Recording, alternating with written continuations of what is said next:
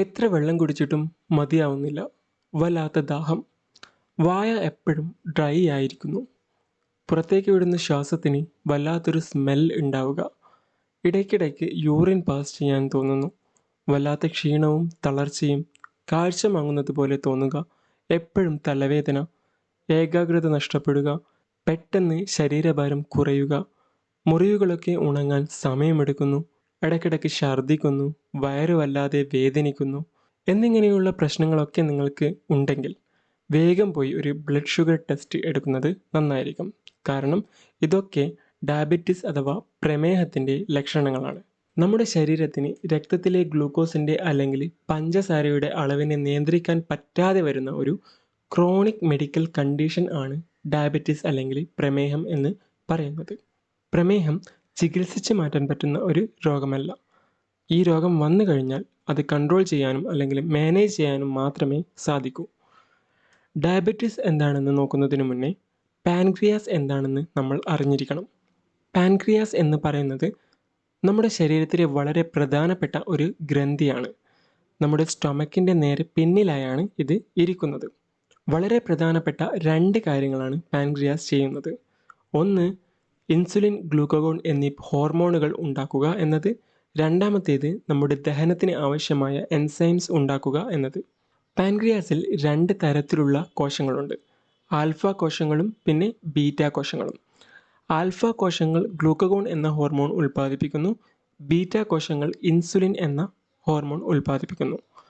Alpha കോശങ്ങൾ ഉൽപ്പാദിപ്പിക്കുന്ന glucagon എന്ന ഹോർമോൺ എന്താ ചെയ്യാന്ന് വെച്ചാൽ, രക്തത്തിലെ ഗ്ലൂക്കോസിൻ്റെ അളവ് കുറയുന്ന സമയത്ത് നമ്മുടെ കരളിനോട് കൂടുതൽ ഗ്ലൂക്കോസ് രക്തത്തിലേക്ക് വിടാൻ പറയും.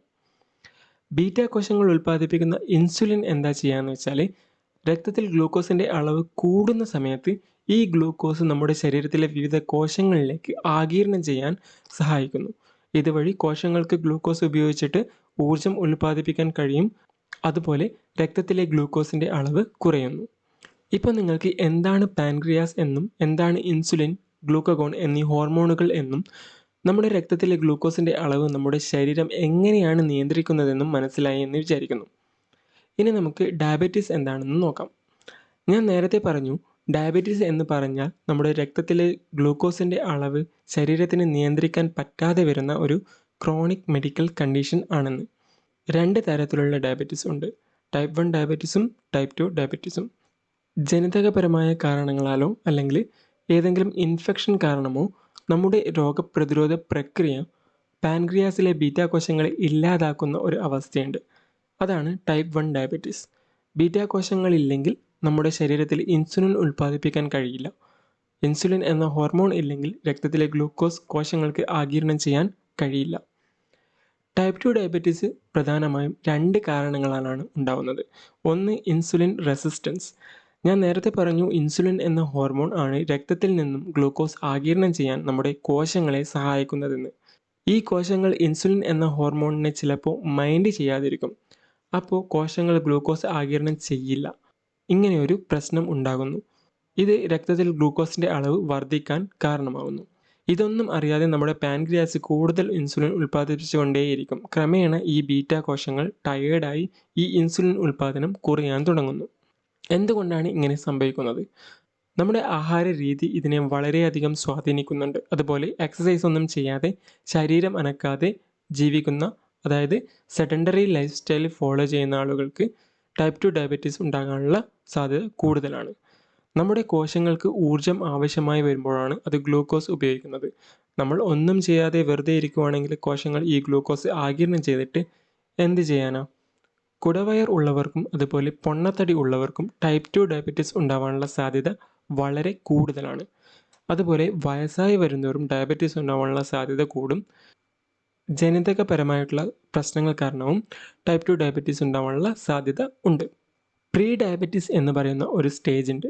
രക്തത്തിൽ ഗ്ലൂക്കോസിൻ്റെ അളവ് നോർമൽ അല്ല, എന്നാൽ ഡയബറ്റിക് ആണെന്ന് പറയാവുന്ന വിധത്തിൽ കൂടിയിട്ടുമില്ല. ഈ അവസ്ഥയാണ് പ്രീ ഡയബറ്റീസ്. ഡയബറ്റീസ് ഒന്നും ഇല്ലാത്ത ഒരു ഹെൽത്തി ആയിട്ടുള്ള ആളുടെ രക്തത്തിലെ 100 mg/dl ആണ് ഗ്ലൂക്കോസിൻ്റെ അളവ് ഉണ്ടാവുക. എന്നാൽ അയാൾ പ്രീ ഡയബറ്റിക് സ്റ്റേജിൽ ആണെങ്കിൽ അയാളുടെ ഗ്ലൂക്കോസ് ലെവൽ 100 മുതൽ 125 mg/dl വരെ ആയിരിക്കും. അയാളുടെ ഗ്ലൂക്കോസ് ലെവൽ 126 mg/dl മുകളിൽ കയറുകയാണെങ്കിൽ അയാൾ ഡയബറ്റിക് ആണെന്ന് പറയാം. ഞാൻ ഇപ്പോൾ പറഞ്ഞ അളവുകൾ fasting blood sugar glucose level ആണ്. അതായത് 8 മുതൽ 12 മണിക്കൂർ വരെ ഭക്ഷണം ഒന്നും കഴിക്കാതെ വേണം ഈ ടെസ്റ്റ് ചെയ്യാൻ. വേറൊരു ടെസ്റ്റ് ഉണ്ട്. ഭക്ഷണം കഴിച്ചിട്ട് 2 മണിക്കൂർ കഴിഞ്ഞിട്ട് ഗ്ലൂക്കോസ് ലെവൽ നോക്കും. നമ്മൾ കഴിച്ച ഭക്ഷണം ദഹിച്ച് ഗ്ലൂക്കോസായി രക്തത്തിൽ എത്താൻ കുറഞ്ഞത് 2 മണിക്കൂറെങ്കിലും വേണം. ഈ ടെസ്റ്റ് ചെയ്യുമ്പോൾ നമ്മുടെ ശരീരം എത്ര എഫക്റ്റീവായിട്ട് ഇൻസുലിൻ ഉൽപ്പാദിപ്പിക്കുന്നു, ഗ്ലൂക്കോസ് ലെവൽ കൺട്രോൾ ചെയ്യുന്നു എന്ന് നമുക്ക് മനസ്സിലാവും. ഭക്ഷണം കഴിച്ചു കഴിഞ്ഞുള്ള ടെസ്റ്റിൽ ഹെൽത്തിയായ ഒരാൾക്ക് 140 mg/dl അല്ലെങ്കിൽ അതിൽ കുറവാണ് ഉണ്ടാവുക. എന്നാൽ പ്രീ ഡയബറ്റിക് സ്റ്റേജിലുള്ള ഒരാൾക്ക് 140 mg/dl മുതൽ 199 mg/dl വരെ ഉണ്ടാവും. ഡയബറ്റിക് ആയിട്ടുള്ള ഒരാൾക്കാണെങ്കിൽ 200 mg/dl അതിൽ കൂടുതലോ ഉണ്ടായിരിക്കും. ഇപ്പോൾ നിങ്ങൾക്ക് എന്താണ് ഡയബറ്റീസ് എന്നും എന്താണ് ടൈപ്പ് 1 ഡയബറ്റീസ്, എന്താണ് ടൈപ്പ് 2 ഡയബറ്റീസ് എന്നും പാൻക്രിയാസും ഇൻസുലിനും നമ്മുടെ ശരീരത്തിലെ ഗ്ലൂക്കോസ് കൺട്രോൾ ചെയ്യുന്നതിന് എത്രമാത്രം സഹായിക്കുന്നു എന്നൊക്കെ മനസ്സിലായി എന്ന് വിചാരിക്കുന്നു.